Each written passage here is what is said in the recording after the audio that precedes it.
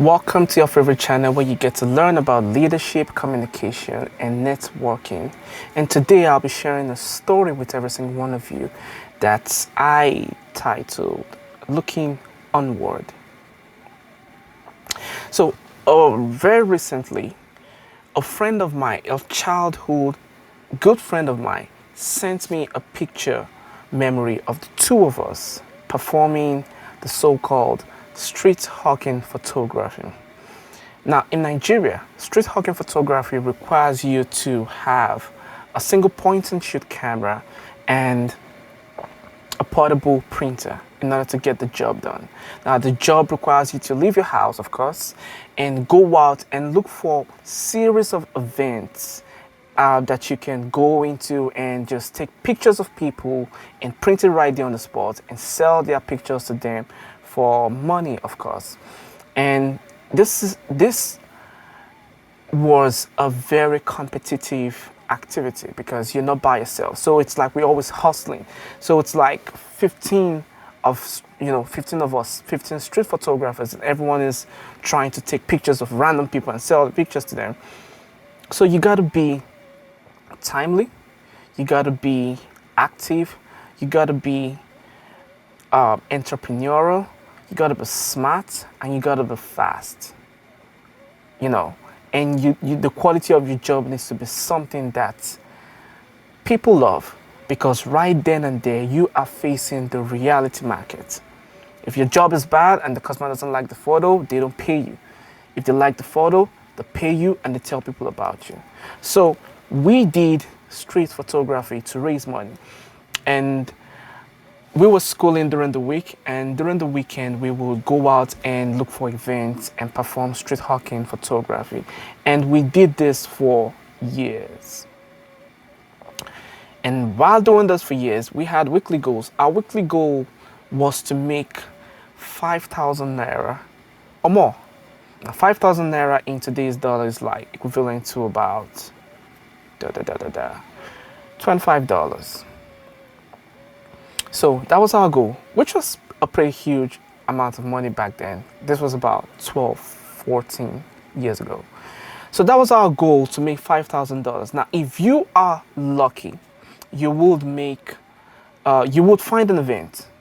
You would get into the event, because sometimes these events have securities and they will chase you away and push you back. And it's so many barriers that you face in order to make ends meet back then in Nigeria. So if you are lucky, you would find an event. If you are luckier, you would get into the event, take pictures, and sell your pictures to people.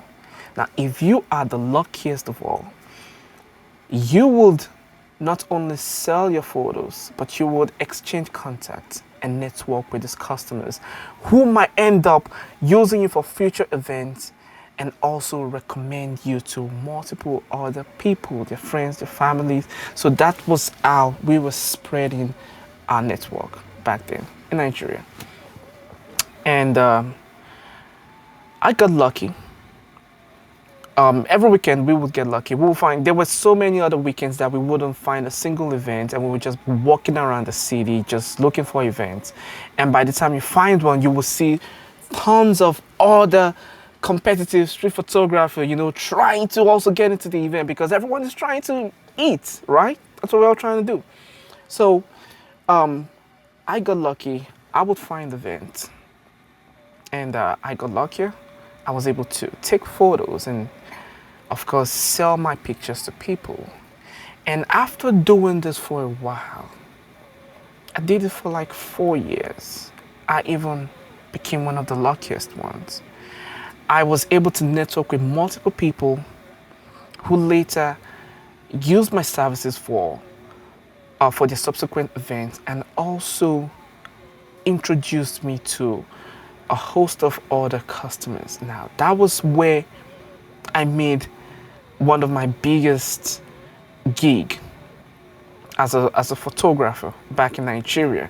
So I would, in the first 4 years of participating in street hawking photography, in my very first 4 years, I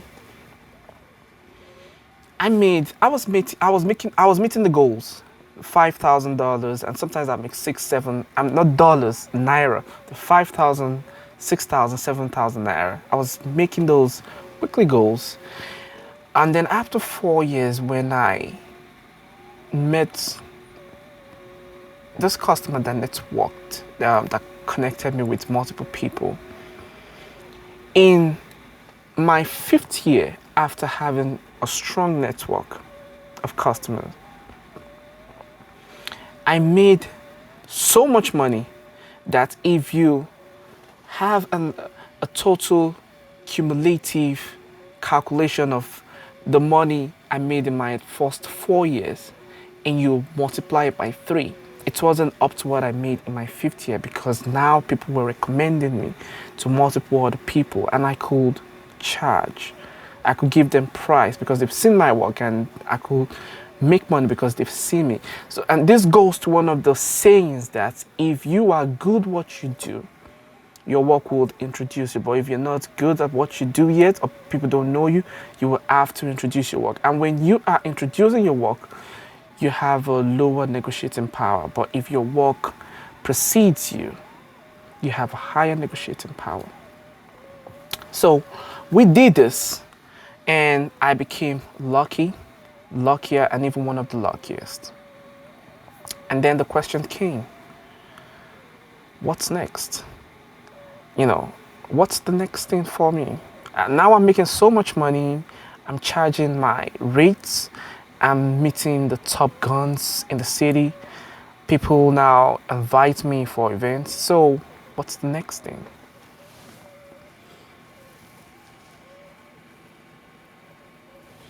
And that was a question I kept asking myself. And then back then I would have friends that would come to my place. They'll come to visit me. Some of them would come from foreign countries because we grew up together, and then they traveled out to London, America, Italy. So when they come to Nigeria, they will stay at my place and they'll be like, you're doing fine here in Nigeria and you are gifted.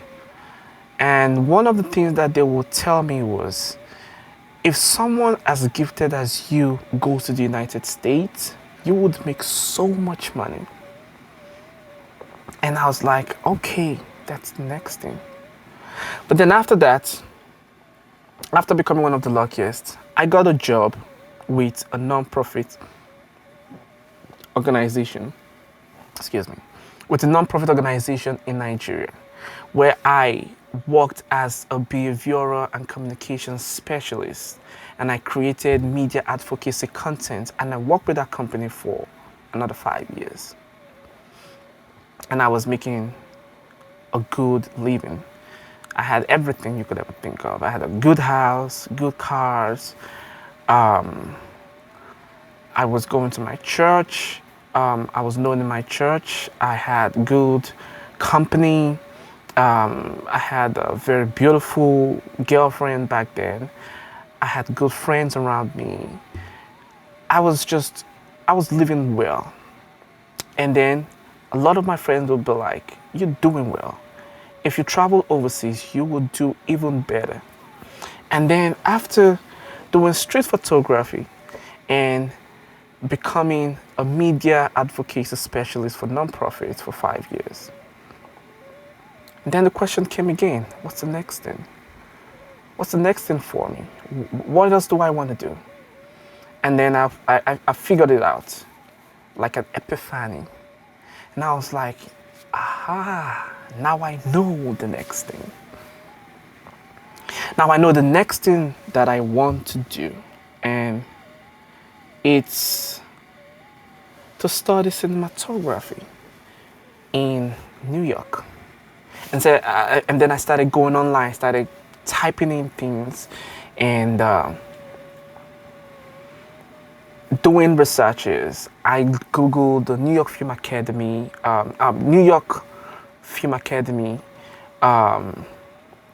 Brooklyn College Film School.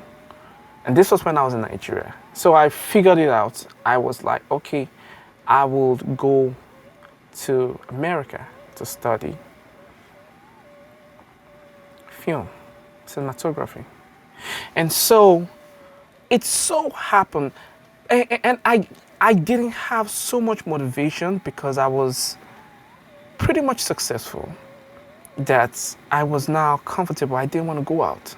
I didn't want to go out because I was so grateful and happy with my life, and a lot of people were looking forward to living the lifestyle I was living back then. But then at the other side of my mind, I kept asking myself, what's the next thing for me? What else do I want to do? And I'm not by myself. I've had so many friends that tell me that they go through this kind of things. Like, I'm successful, but then if this is it, doesn't mean my life is over. No. So what's the next thing for me? And so it dawned on me that, okay, I want to start a film production, a cinematography in New York. And so, like I said, I wasn't super motivated because I didn't want to leave Nigeria. But then it happened that my family won the green card lottery. And I was like, this is it. This is it. Initially, I was super reluctant about coming to America because I just knew that the life I was living back there was so good, and I just didn't want to live the life. So I was super reluctant about coming to the United States. But then at the other part of my mind, I was like, this would be a worthy challenge. Because like I said, I have everything that everything people are running for, I already had everything. I had good money in my bank account. I had good house. I had a I had good friends around me. I had a good business on the side, and I was working for a non-profit company, and I had a very beautiful girlfriend. So I kept telling myself, what's the next thing? So the green card lottery happened, and I decided to grab that bull by the horn. Grab it by the horn. So I took that opportunity, and I came here to the United States, having it in mind that I only want to start a film production, but I'm a very, very multi-active human being. So when I came to the United States, that was in 2014 by now. This story, by the way, started in the 2000. What I'm sharing with you started, like I said, a friend of mine sent a picture of me. That picture was taken in 2003. So this story I'm telling you, a story that transits through the decades. So I came to the United States, and I got a job with Staples. And I loved that job. It involved selling. I was selling to people, and they would give us a target. And I would meet customers, and I would talk to them, and I would convince them to buy something. By the way, if you're a young person, I would strongly suggest that you take a sales job. Because in life, that's what we're all doing. We're always selling stuff. We're always selling stuff. We're always selling stuff. You're selling yourself, when you meet when you go for a job interview, you're selling yourself. I've said this over and over again. When you go to the church, you're selling yourself. When you start up a business, you're selling yourself. When you meet someone new, you're selling yourself. Male or female, if you want to get into a relationship with someone, you have to sell yourself. That's what we're all doing. So by the way, this is my advice to young folks. If you're in your early 20s, if you have the opportunity to take a sales job, just take it. Don't take it for the money. Take it because you want to learn how to become a better salesperson. Not to sell the product, but to be able to sell yourself in whatever sphere you find yourself. Have you seen Game of Thrones? One of my favorite characters is the dwarf in Game of Thrones. And it's because of the way he talks himself out of the most difficult situation. That's him expressing his ability to sell stuff, to convince people, to make promises, to deliver on those promises. That is one skill you want to have in life. And one key place to have to develop that kind of skill is to take a sales job that requires you to meet up with targets, that requires you to climb up the ladder.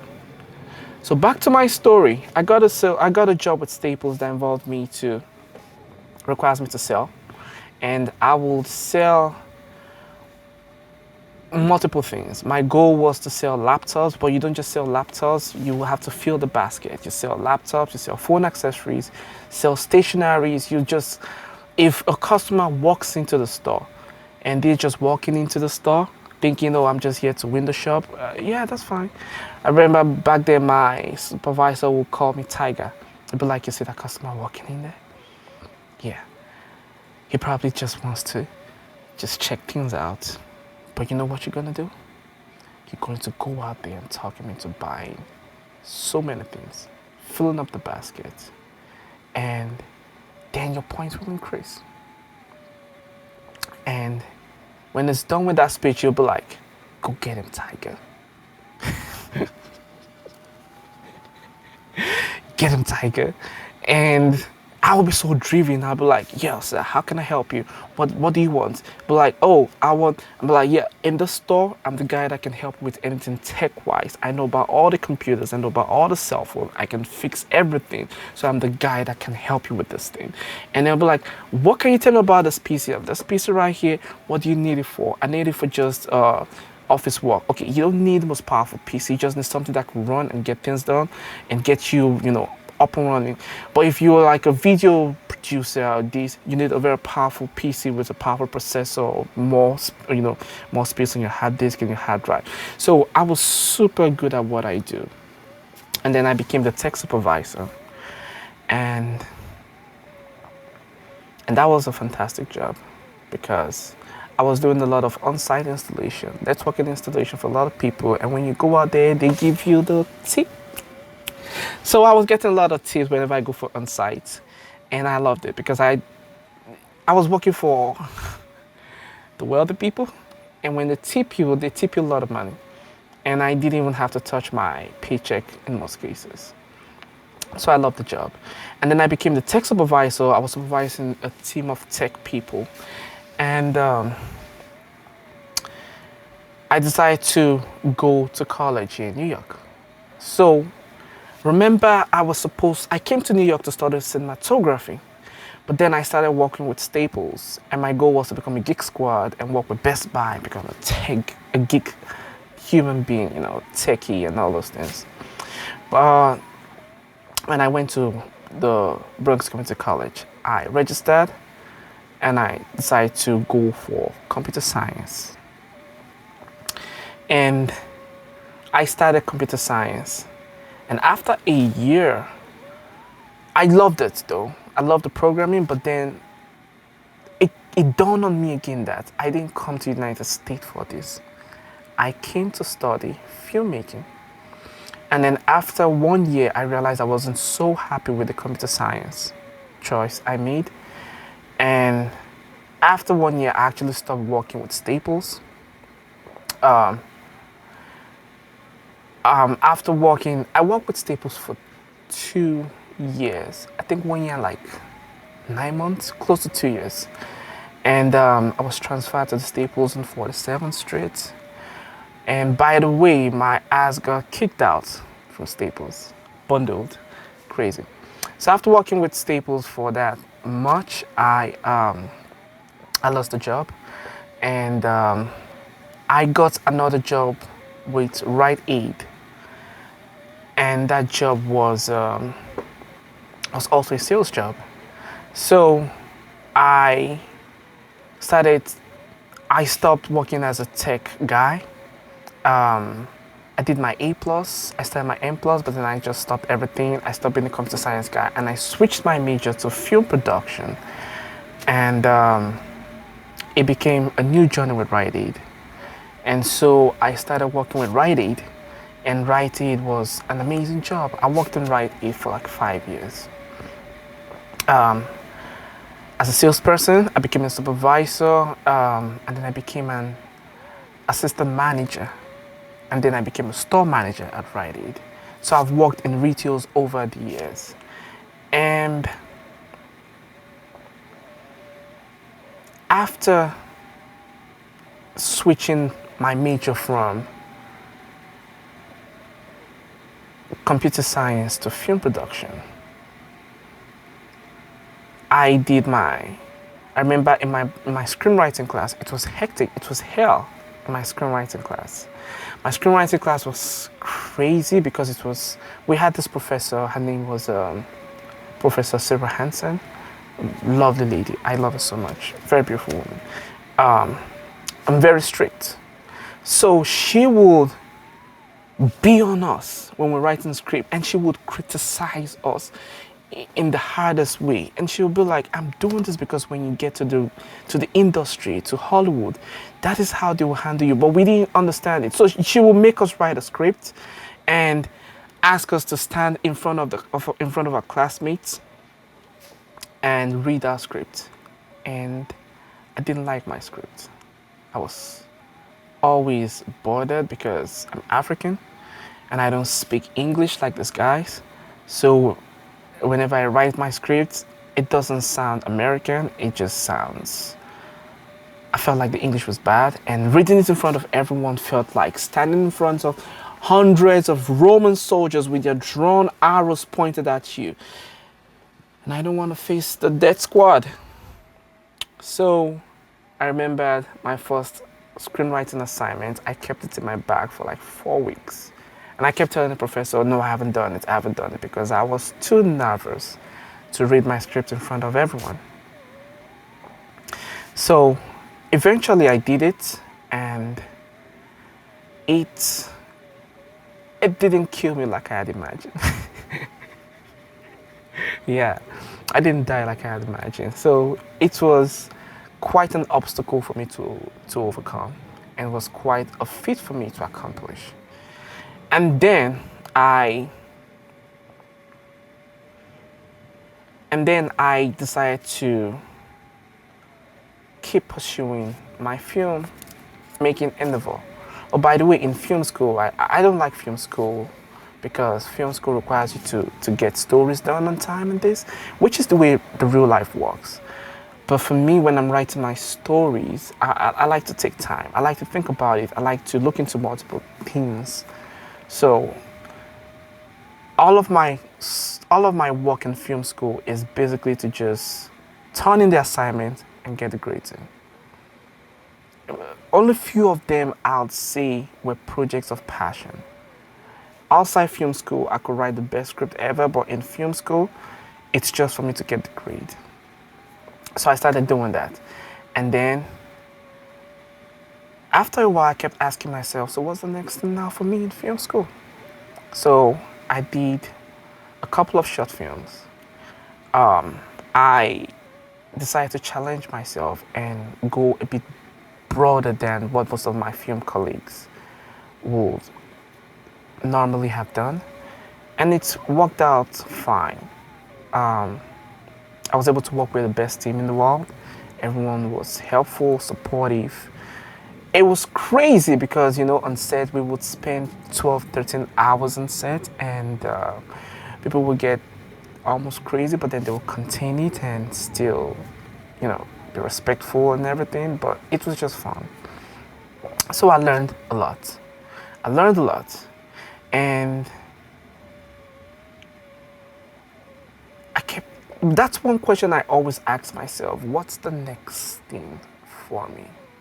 So, in the popular game theory, we have two types of games. We have the finite game and the infinite game. Okay, so the finite game is the game that we are familiar with. It's the game with rules. It's a game with organization. It's the game that you know the plays, you know everything that surrounds the game, and the game, most importantly, it has an ending. That's the finite game. Just like in basketball, in baseball, soccer, tennis, tournament, we're familiar with all those things. We can sit down and watch it play out from beginning till the end. Now, on the flip side, the infinite game is the game system, the game theory system that has a series of finite games, but it never ends. You keep playing it until you decide to withdraw, or until you or your opponent run out of the will to keep going. the willpower to keep moving on. So I came to realize that everything we do in life, or the life we live, is a series. Oh, by the way, life is a game. There's a book about it called The Game of Life and How to Play It. But the game of life is an infinite game. And that is why you need to have a series of goals and accomplish them and just keep moving on. The problem comes when we as human beings decide to visit an infinite game or play an infinite game with a finite game mindset. So that is why a lot of people get confused. That is why, if this has ever happened to you, whereby you, and this happens to me all the time, I'll give you an example, whereby you as an individual, you set your mind to achieve a goal, and then you accomplish this goal, right? But then after that, you just sit down and you're like, okay, what's it for me? This happens to majority of students, by the way. For example, after an exam, you see people at the end of the exam, they're just like, I don't know what's next for me. By the way, school is a very perfect example of like an infinite game. Because take, for example, you want to have like a PhD, right? You start from like your high school, that's a finite. And then you go to maybe you do your associate, another finite. Then you get your bachelor's, another finite. In between this infinite game of your PhD, you have the finite game of your bachelor's. And then in between the bachelor's, you have this finite game of each semesters, In between each of those semesters, you have another finite game of each work that you turn in. In between each work you turn in, you have another finite game of each assignment. So it's a rudiment of finite game process that when you have the cumulative of all of them, they become the infinite game. And you just have to keep playing it. The game has no ending. And remember, like I said, the problem that we run into is tackling a finite game mindset with an infinite game mindset with a finite game mindset. And so I was watching this video of Matthew McConaughey, and he was asked in this video, he said he was asked years ago that who's your hero? And he said he looked around in the room and he couldn't find anyone. And he said, my hero, okay. He remembered his goals and ambition. And he said, okay, I want to achieve this in 10 years. And then they said, my hero is who I want to be in the next 10 years. And then after he achieved it, he was asked again. He looked around, he said, and then he looked back, he said, I was able to achieve this. And I met my hero. And I said, my hero is who I'm going to be in the next 10 years. And then the next 10 years came again. And his hero is always this guy that's looking forward to meet. Which means he's in this infinite mindset, this infinite abundant mindset to keep looking forward to the future. And that is one of the most powerful things we can have as individuals, to always look forward to what the future has for us. And so remember my story coming from the street hawking photography to the non-profit to working, to coming here and to working as a retail store associate, to a retail store manager, to getting into computer science and getting into film school. And now, having my first short movie out there. And the question is, what's next for me? What's the next thing for me?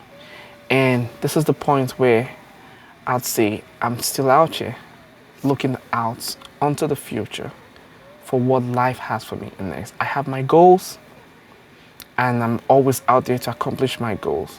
But at the end of each goal, my mind is always focused on what's the next thing that I want to accomplish? What's the next thing that I want to achieve? What's the next height that I want to climb.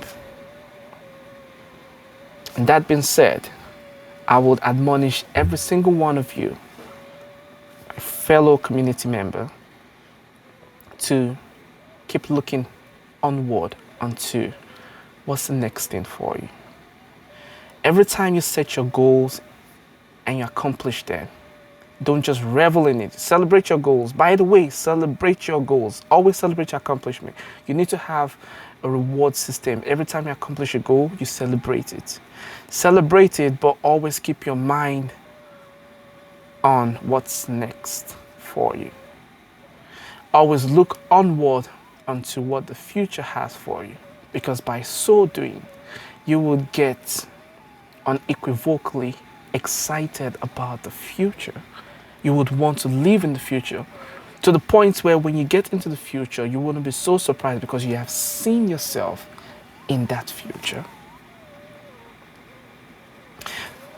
Thank you so much for this opportunity to share my experience with you guys. If you want to keep learning about communication, networking, and leadership, make sure you click the subscribe button.